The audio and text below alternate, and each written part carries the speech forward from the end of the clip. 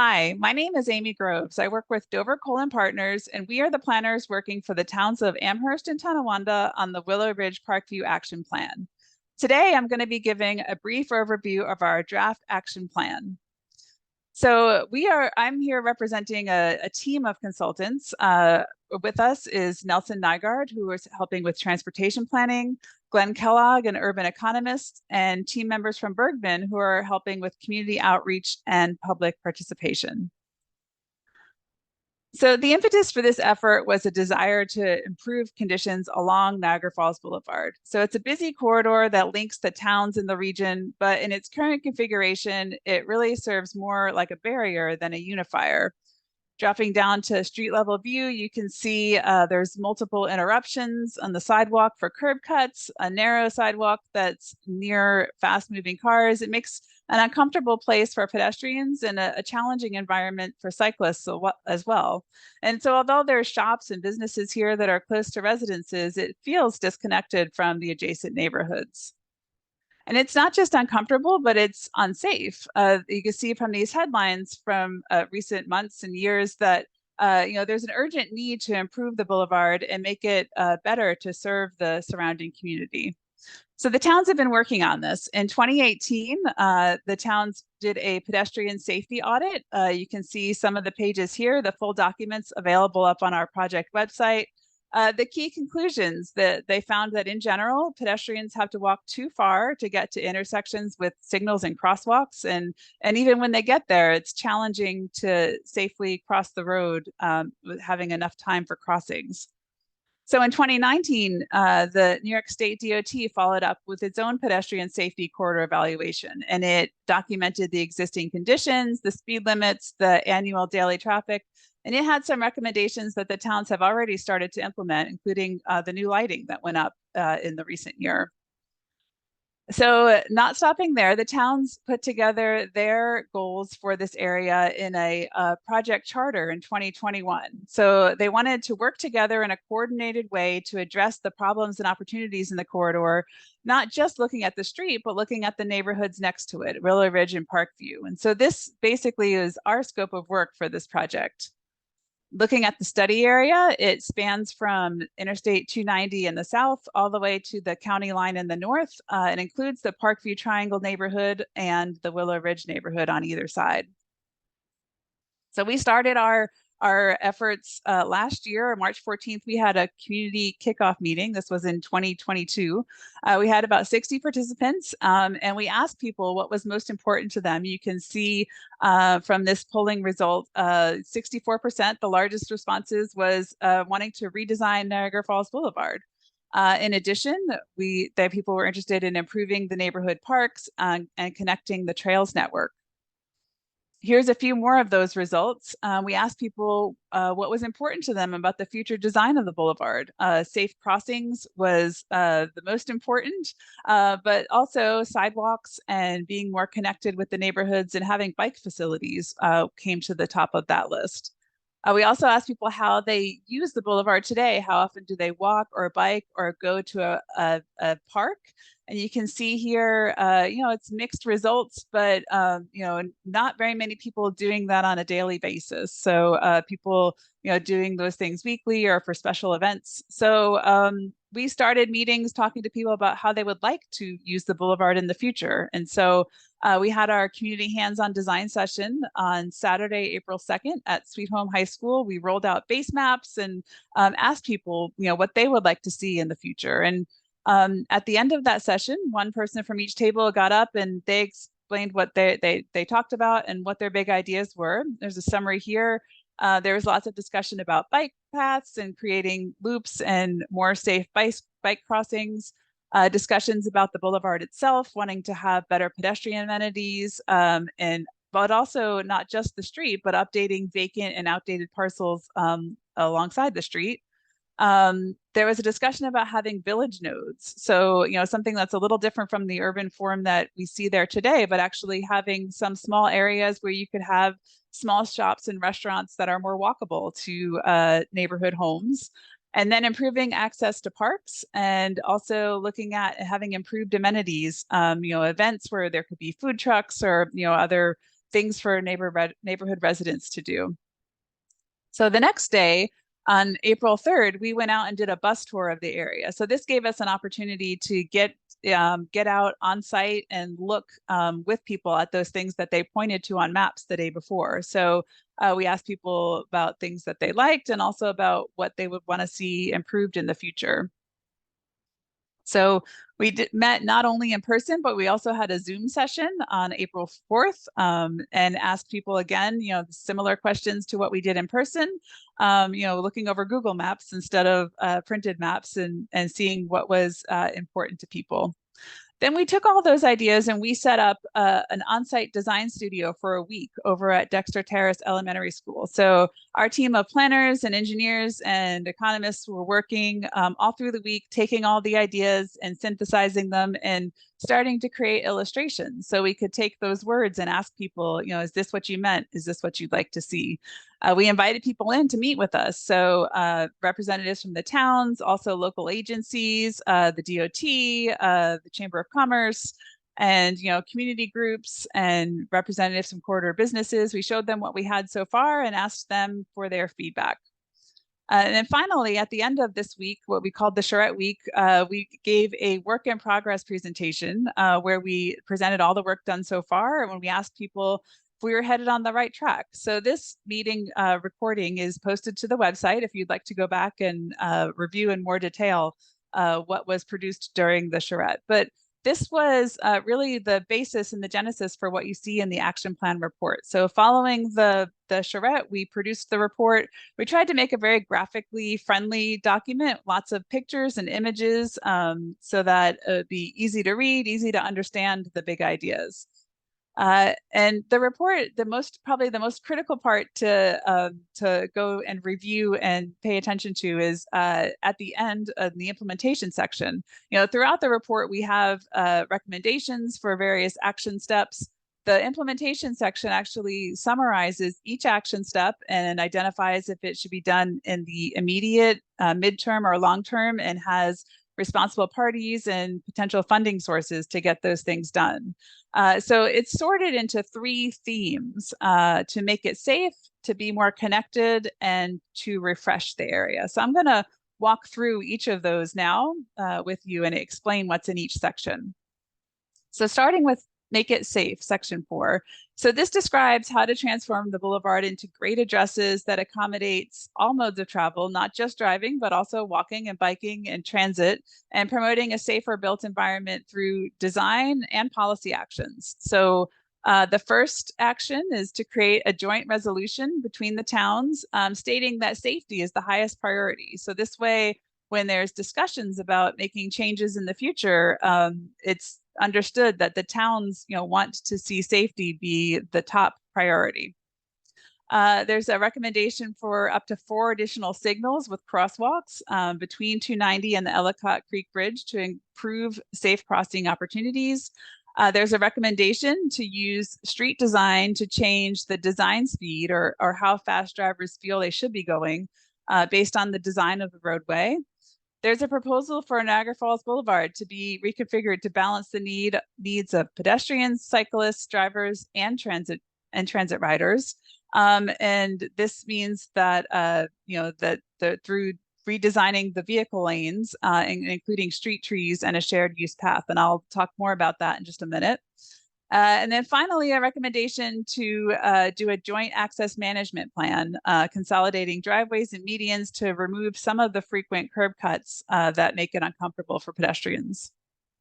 So here's an image, existing conditions along the boulevard, and then here's a sketch showing how that could be transformed in the future. And so you can see the big ideas are having wide sidewalks, street trees, which give shade comfort to pedestrians, but also visual cues to motorists to drive at an appropriate speed, and then having more signalized crossings. So zooming in at what that looks like in the street section, you can see on the left is the existing conditions, and on the right, the proposed conditions. And so it takes just a little bit of extra width that's in the travel lanes and reallocates them to the areas on the side to have enough space for that 10-foot wide shared use path and the 6-foot landscaping strip for trees.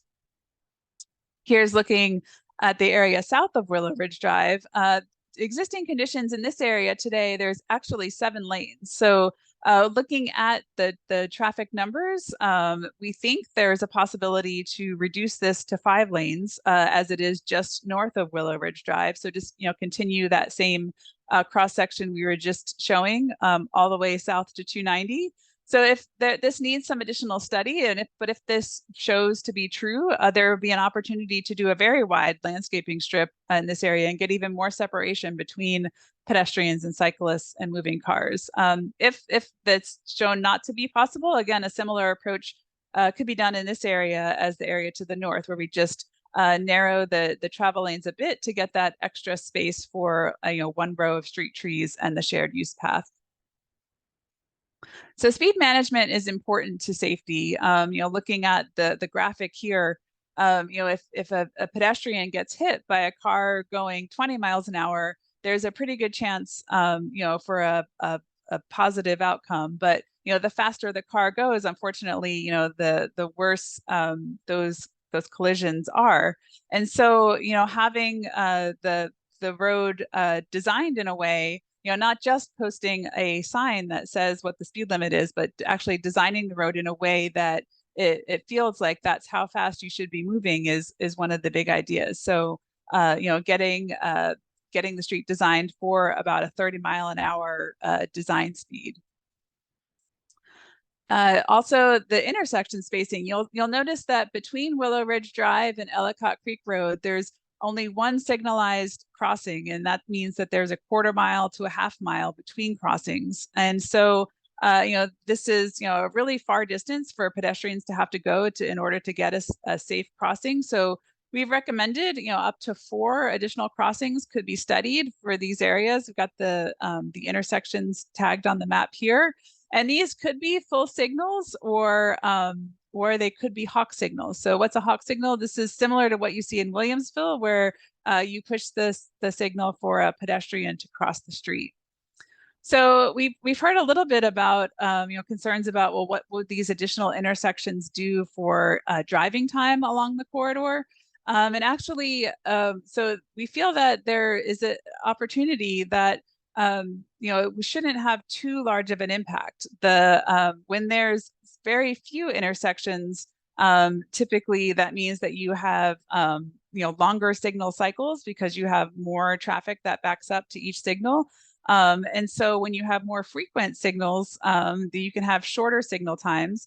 Also, they can be synced together and so and coordinated with newer technology. So it really does make the actual travel time along the corridor not a huge impact.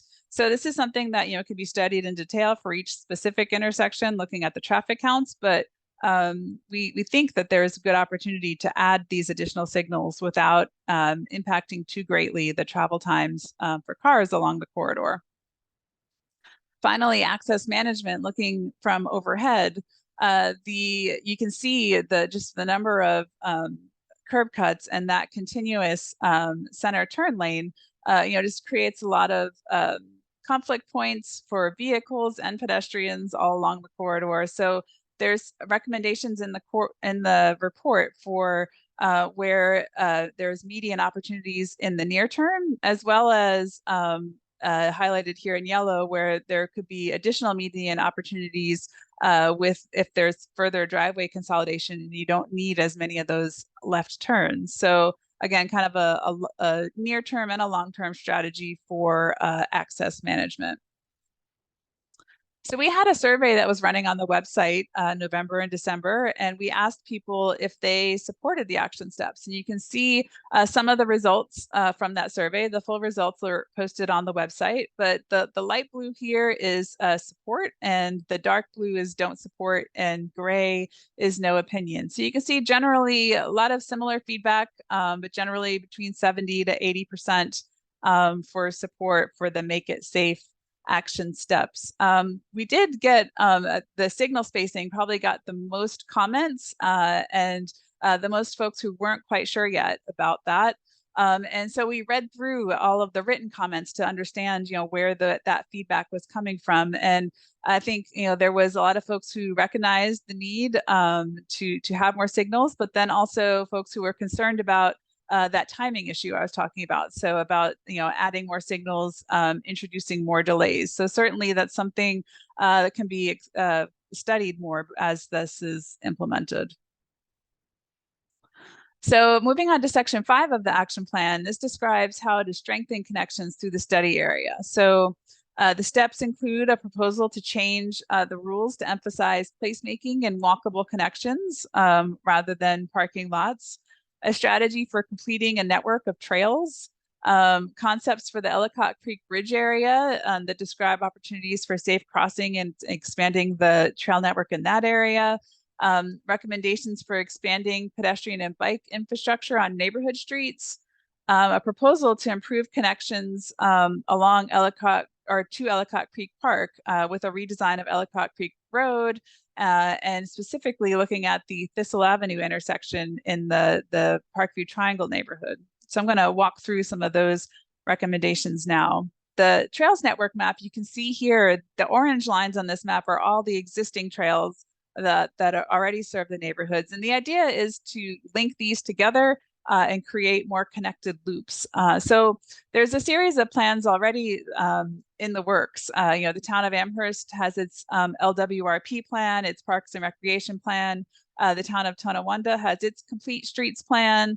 In addition, the regional Bike Buffalo Niagara plan also identifies, bike connections in these areas. So those are what you see on this map, the green and the pink lines. Those are planned on-street and off-streets. These are connections already considered and underway. And then, through this plan, we had additional connections pointed out to us by community members. And so we've, added some additional trails that we think, should be considered to make an even more complete network in the area. So we asked on the online survey to rank the trail connections in the order of importance, and thought it was interesting that the existing document trail connections, those planned trails, were the highest priority, but then also the street connections to Ellicott Creek Road for access to the park, and having bike facilities parallel to the boulevard to make comfortable north-south connections were all ranked very high in that survey. So the report has a number of recommendations for neighborhood streets, not just the boulevard, and how can we improve biking and pedestrian connections. And some of them are, simple, easy to do improvements that are just simply, having new paint added to the road, and they could be tried and tested and decided if you want to, if those are successful or not. Here's an example of one of those. Chestnut Ridge Road, where there's existing 14-foot wide travel lanes, which are pretty wide for a neighborhood street. So looking at right sizing those to 10 feet, which is more typical for a neighborhood street, and then having a 4-foot painted bikeway. Similarly, Willow Ridge Drive could be redone just with paint, a simple change from 14-foot lanes to 10-foot lanes with on-street parking to the area east of Chestnut Ridge, and then potentially a painted bike lane to the area west of Chestnut Ridge. There's also a recommendation that if the street was ever reconstructed, so this is, obviously more budget than just paint, but if you were going to redesign the roadway, that you could actually move and have a separated cycle track on the other side of the street trees. So again, just really enhancing the environment for cyclists is an opportunity with reconstruction. We had a lot of conversation about Joe McCarthy Drive during the Charrette Week, and ideas for how we can, increase the visibility of cyclists on this road, and by painting sharrows, that could be an opportunity just to emphasize that cyclists are allowed and encouraged on this street. There's a segment of the road that it's called the Paper Street extension in our report, but basically is drawn on paper in the plat maps, but was never paved. And So the idea here is that that it could be a pedestrian and bike connection where you could have a shared use path within that paper street right of way, and then on either side of it have a conservation area. So continuing the treed conservation area in this part of the neighborhood, but also adding that additional connection for pedestrians and cyclists all the way to Ellicott Creek.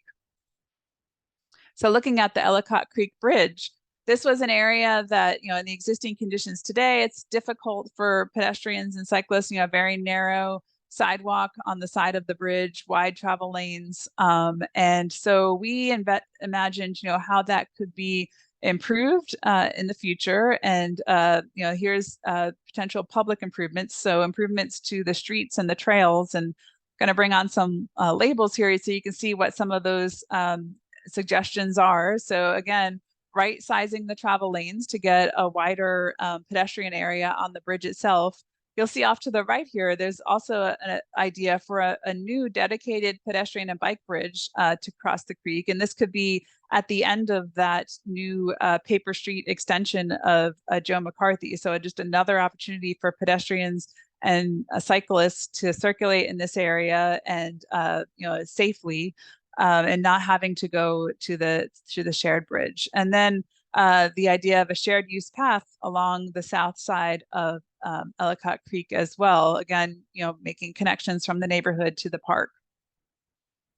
And with that public investment, there's opportunity for private investment to follow. So here, this illustration shows what some of those things could be, and that includes looking at some of the opportunities for if the property owners decided to redevelop in the future, what that could look like. And, opportunities for housing near the creek, seem to be something that could be explored for this area. So looking at Ellicott Creek Road, again, this is South Ellicott Creek Road. We looked at how we can add that shared use path within the right of way. So again, within the public street space, how we can maximize that for pedestrians and cyclists. And this is taking a similar approach to what we explored for the other streets, getting the travel lanes down to 10 feet. And removing the shoulder areas in order to have that shared use path along the creek. And Thistle Avenue specifically, we were alerted to the crossings in this area. There is a crosswalk there today, but I think increasing the visibility of that crosswalk, and we're suggested here adding a splitter island, again, just a way of traffic calming, slowing cars down. This is a rectangular rapid flashing beacon, our RRFB, so another type of signal that for pedestrians to increase the visibility of pedestrians crossing this intersection. Again, we asked if in the survey if folks supported the action steps, and the connect action steps actually got pretty positive results. You can see here 68, 75, 81% support. We've been reading through all the comments. Here's just a sampling of what some of those are, supporting the pedestrian bridge and wanting to see a hawk or a beacon at Thistle and Ellicott Creek, and wanting to see more improvements to connectivity for cyclists in the area. So again, been reading through all those comments, but just wanted to give a sampling of some of what we've been hearing here.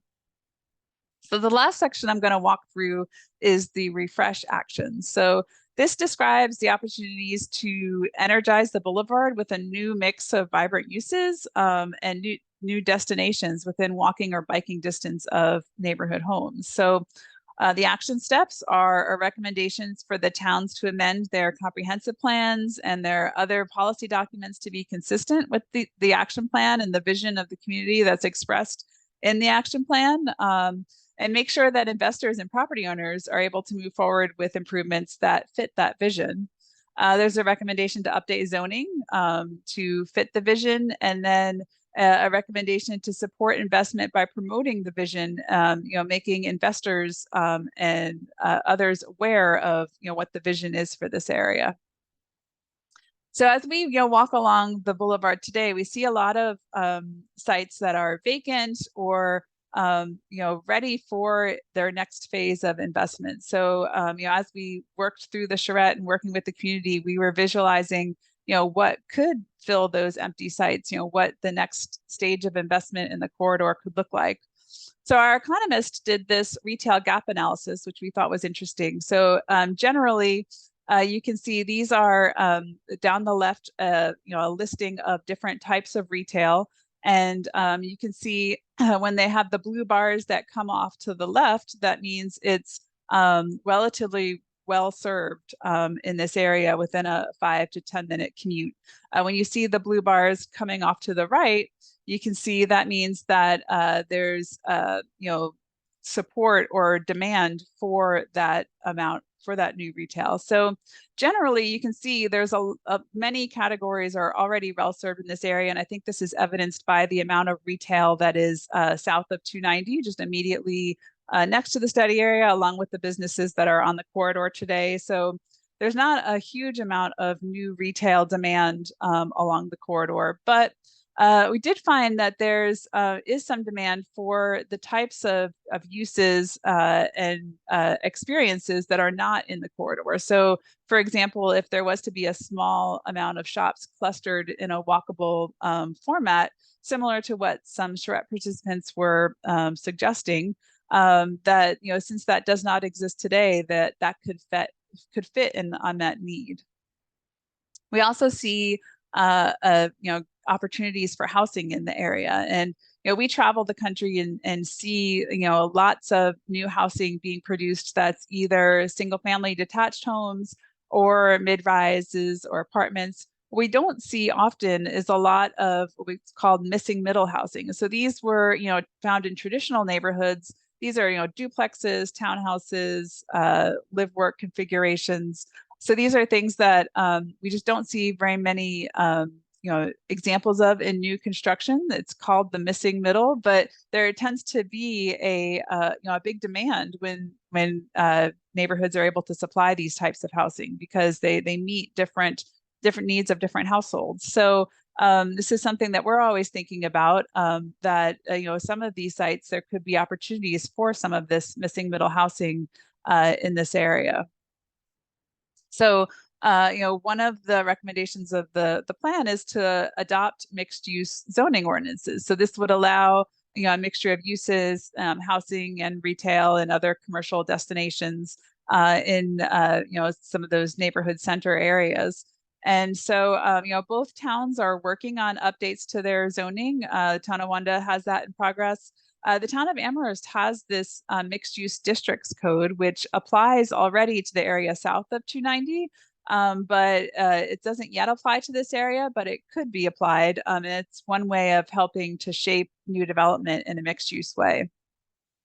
So our team, helped to create some illustrations of what possible redevelopment. We just picked some sample sites through the corridor to illustrate, just so that we could test those ideas, what people were saying, and see, what that could look like with a new form. And in this way, by visualizing that, we can use these illustrations to update the zoning or the regulations for new development. So here's one sample site, called it the Creekside neighborhood. It's right near the existing Bark Park. And you see here Niagara Falls Boulevard and the intersection with Creekside Drive. And the existing conditions, there we stopped here on our bus tour. And it's a large parking lot for the dog park, in addition to parking for the retail that's on the boulevard. You can see when you're standing in the Bark Park parking lot, you're looking at the back side of that retail. And so we imagined, well, what would happen if this property was available for redevelopment? What could that look like? And here's one illustration. Again, I think we acknowledge the need that there's going to need to be parking here for the dog park, but that parking could be reconfigured in a way where it's angled parking along the streetway, or parallel parking as well. And just by rerouting Old Niagara Falls Boulevard to parallel the creek, there's an opportunity for having a larger a more regular sized block that could have a mix of uses, retail, commercial areas facing on the boulevard, and new townhouse or residential development as well.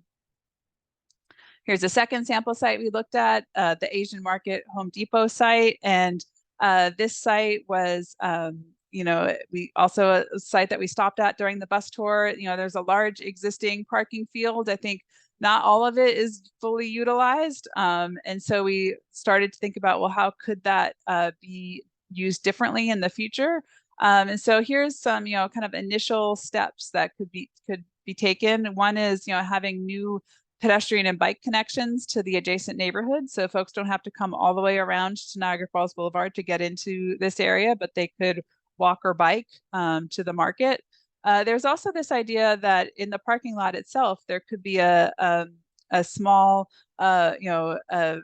area for, we're calling it the outdoor market, where there could be food trucks or, just a small gathering, public space gathering area. So making a different use within that parking lot.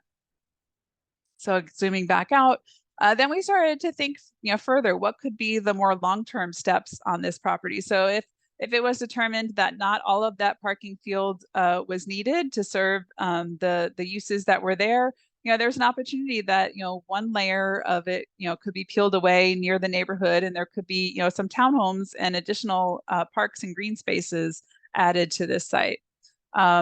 So then additionally, we started thinking about, for the long term, well, that could get a little bigger.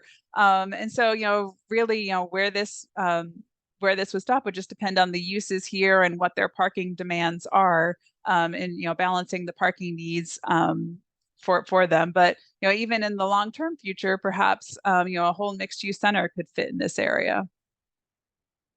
We also looked at this sample site in Tonawanda, and we're looking at, this is near Forbes Avenue, and here's existing conditions, and here's a potential what-if configuration showing a new mixed-use building on that site. So this does a few things. By redoing the streetscape and having, that street frontage with a more walkable, bikeable frontage, you can pull the building up closer to the street.